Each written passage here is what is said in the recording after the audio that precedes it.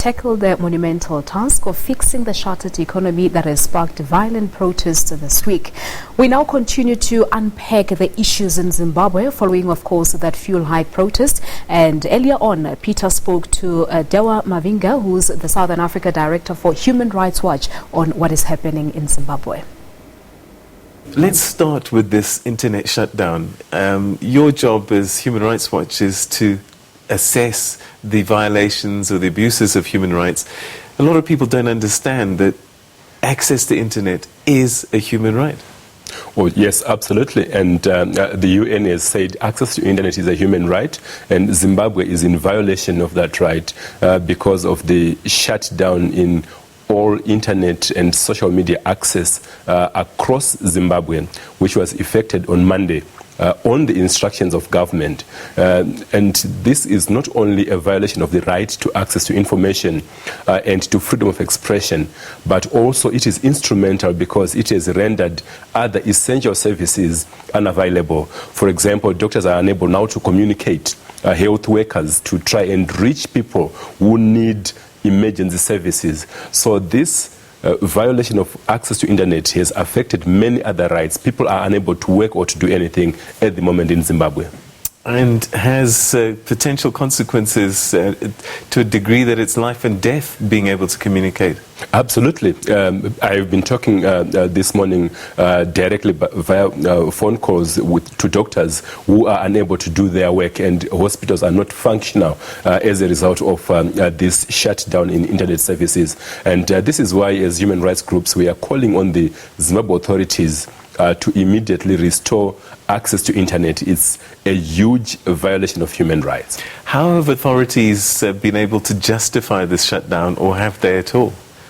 Well, they have not moved to justify. What we know is that the authorities have given a blanket directive to internet service providers to shut down all access to internet, but without giving reasons. But it's in the context of nationwide protests, which the State Security Minister has blamed on the opposition, on civil society groups, and also on it being organized on social media. I think this is one of the reasons why they have gone for this unlawful and unconstitutional clampdown. Let's look at other possible violations that the authorities may be accused of. What's concerning you? What have you been hearing? Well, the state violence against protesters since Monday morning has been unprecedented across the country, in Harare, Chitungwiza, Epworth, Mavuku, Dzivarasekwa, Kuwadzana, in Kadoma and in Bulawayo.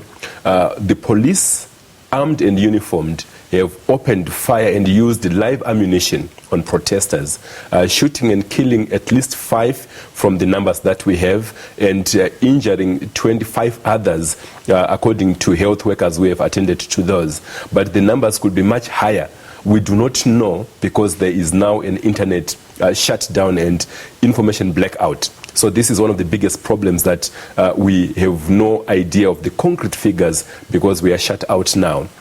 We also know that there has been, a dragnet blanket raids by the police and the army going into people's homes in Harare, breaking down doors and windows, beating up occupants, accusing them of looting and of protesting. So the authorities have said that only 3 people have been killed, including 1 police officer. You're saying that that number is understated? Absolutely. And we're saying that what is important is that the authorities should have opened up and allowed, human rights groups, the media, to see what is happening, because now they are giving us understated figures, but denying people access to see what's happening. Activists have gone underground. Doctors are unable to respond to emergencies, and we do not know what other crimes and killings are taking place behind this wall of darkness. And it must be difficult to understand, given what happened on the 1st of August in Zimbabwe, and the Motlanthe inquiry that talked about the amount of force that can be used by authorities, particularly the use of live ammunition. Yes, but you see, the problem or the shortcoming of the Motlanthe report was that there was no accountability for the soldiers who shot and killed civilians in broad daylight on 1 August in Harare. So this then bred impunity. Because again, on Monday, we saw armed people with AK-47 rifles shooting at civilians because there was no accountability for past abuses. And we have been saying repeatedly, the government of Zimbabwe, to move forward, must ensure justice and accountability for serious abuses. Otherwise, there will be, a vicious cycle of these abuses because there is no accountability. All right. What should regional bodies such as SADC, AU even, be doing in a situation such as this? SADC and the AU should not remain silent as Zimbabwe is burning. They need to speak up and speak up immediately. They need to apply pressure on Zimbabwe to restore internet access, to halt these abuses and unlawful use of lethal force, and to ensure that there is a restoration of the rule of law. What is happening now in Zimbabwe, that the country is burning, undermines all efforts by the Mnangagwa government at re-engaging and the mantra that Zimbabwe is open for business. How can it be open for business when it is shut down to all internet, when there are these abuses taking place? There is no investor in their right mind who would want to come and invest in a country that is burning. All right, Mr. Mavhinga, thanks very much for joining us. Thank you so much, Peter. Thank you.